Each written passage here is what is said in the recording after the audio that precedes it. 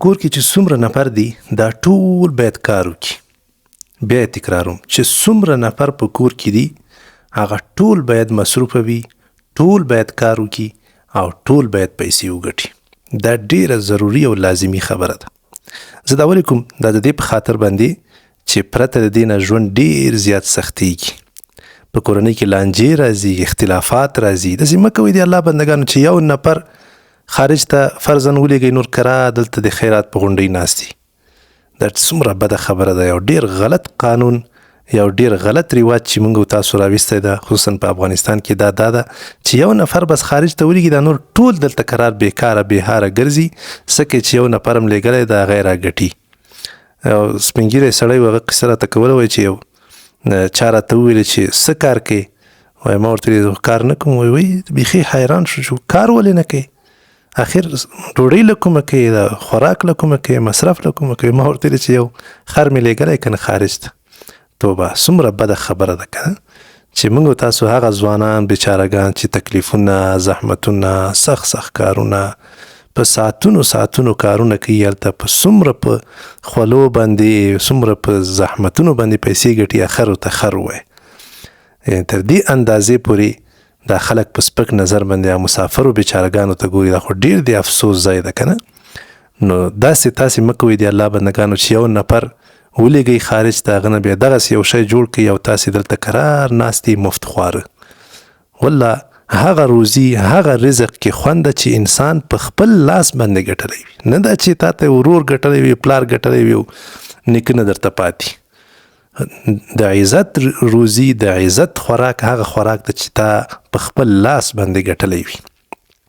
نو په کور کې چې څومره نفر دي کوشش وکړي چې ټولو ته څه نه څه د کار زمینه برابره کړي او هیڅ څوک باید فارغه کېنني. حتی سپین ږیري یو څه نه څه کار باید پر مخ باندې بوځي.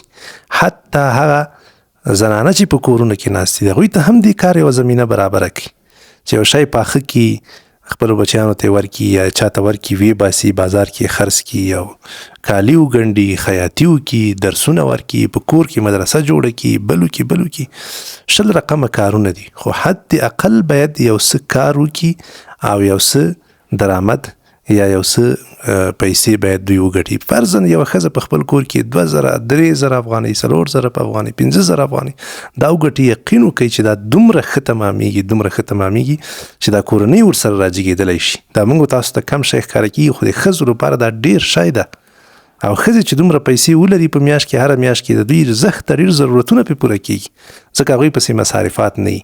نو که یوه ښځه حد اقل دومره وکړی شي چې هغه خپل ماشومان کله ترې نه 15-10 افغانۍ غواړي هغه ورته ورکړي، یو بسکیټ ورته واخلي، هغوی ته کله ناکله یو چپلقې واخلي، خپل ځان ته بوټونه واخلي او کالي وکړي یوه میاشت کې.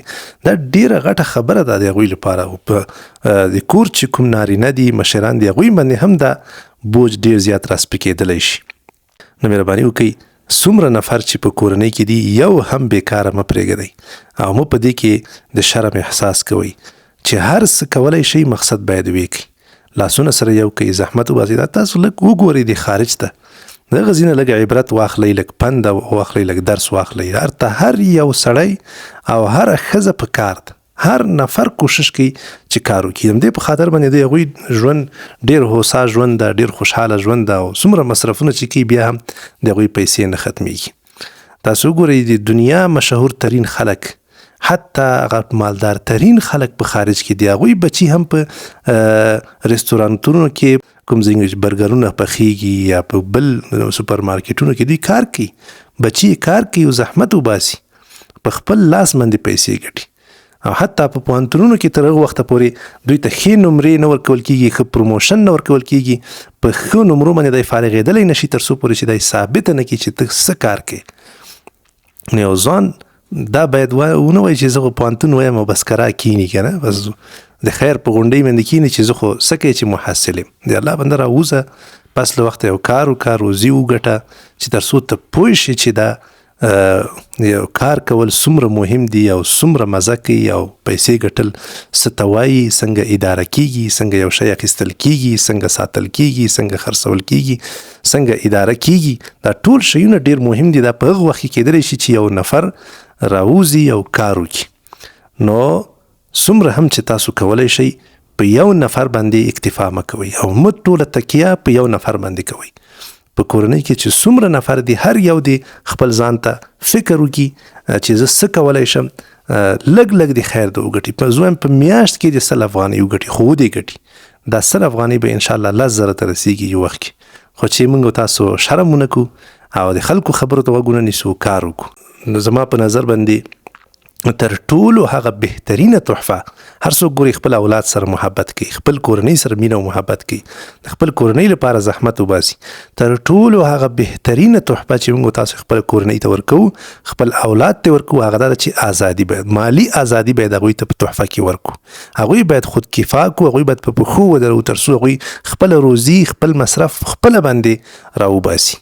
دا تر ټولو بهترین ناز د چې موږ تاسو خپل اولاد ته ورکو.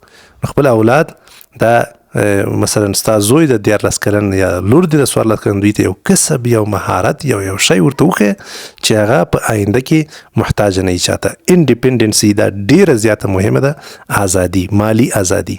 اوس فرضاً که موږ تاسو فقط د یو نفر ته ناست یو د یو نفر ګټې ته ناست یو او الله مه کړه په هغه باندې څه وشو مړ شو نو دنیا د هر څه پکې راځي ټکر یو معیوب شو ګډ شو وغورځېد بل څه چل وشو صحیح ده نو بس بیا دا ټوله کورنۍ له همغه یو انسان سره ځمکې ته راوغورځېږي او ضایع شي او بیا لاسونه خلکو ته اوږده کړي له شرمندګۍ سره مخامخ سي رسوایي رامنځته سي. دا څه وجې نه دا د دې وجې نه چې موږ د کورنۍ هر غړی د آزاد کړی نه ده د ته مو هغه اساسي شیان نه دي ښودلي په ژوند کې.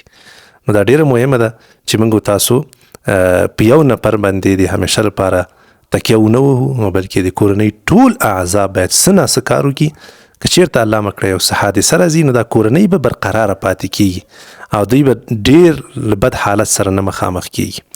نو الله جل جلاله دې موږ تاسو ټولو ته توفیق راکړي چې انشاءالله کار وکړو زحمت وباسو حلال روزي وګټو. حلال روزي ته په کمه سترګه باندې مه ګورئ دا عین عبادت ده د عبادت په سترګه ورته وګورئ.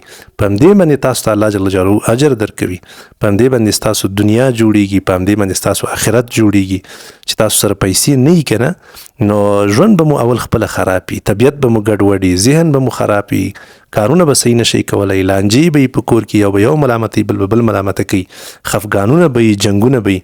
خو چې یو څه راشي کور ته او هر څوک زحمت وباسي نه به ډیپریشن پیدا کیږي نه به تشویشونه رامنځته کیږي نه به اختلافات رامنځته کیږي نه به دا کورنۍ راغورځېږي او همیشه لپاره به انشاءالله پایدار او محکمه او مستقل دا کورنۍ انشاءالله په خپل ځای باندې ولاړئ او له ډیرو بدو حالاتو څخه به انشاءالله لرې پاتې کیږي. الله دې ټولو ته توفیق ورکړي چې زما په دې خبرو باندې انشاءالله عمل وکړي. ډیره مهرباني.